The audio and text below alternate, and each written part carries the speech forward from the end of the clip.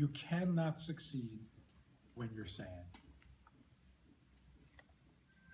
Which was a radical revolutionary statement 200 years ago, because it was assumed, and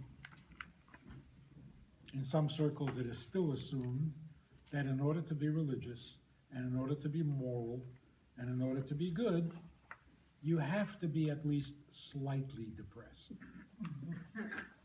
Moderately depressed. Because if you're really happy, well, who knows what you're going to do? Because happy people, I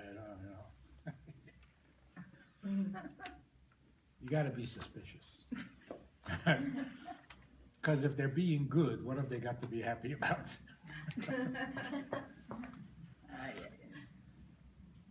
So it really, literally was assumed that being religious means being very sober, always serious, because sin hides behind every rock.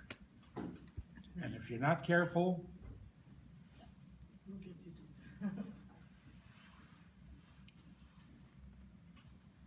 so it was a radical statement to say that you cannot serve God unless you're happy.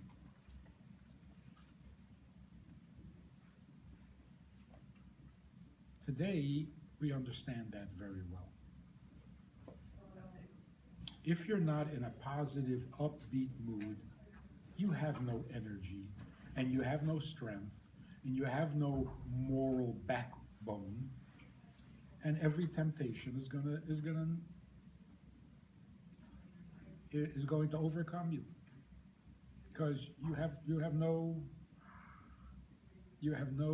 defenses. That makes perfect sense. In fact, in order to get you to sin, the Yetzer Hara puts you into a bad mood, drains you of your energy, and then downhill from there. So actually, even if a person is sad because of their sins, you're really upset because you're bad, that's going to make you badder. That's not going to make you better. It's just going to weaken you, and you're going to continue the downward slide.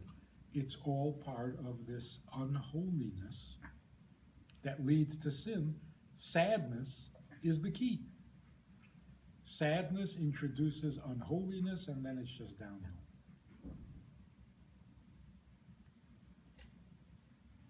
So the only way to serve God is by being happy.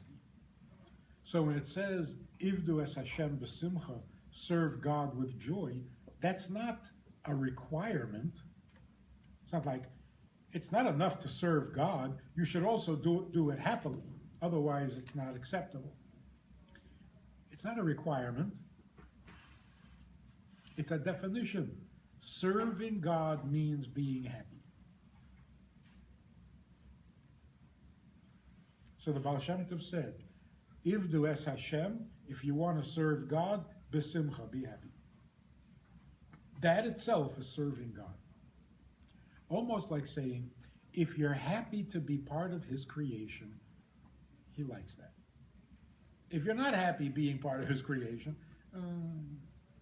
you're no fun.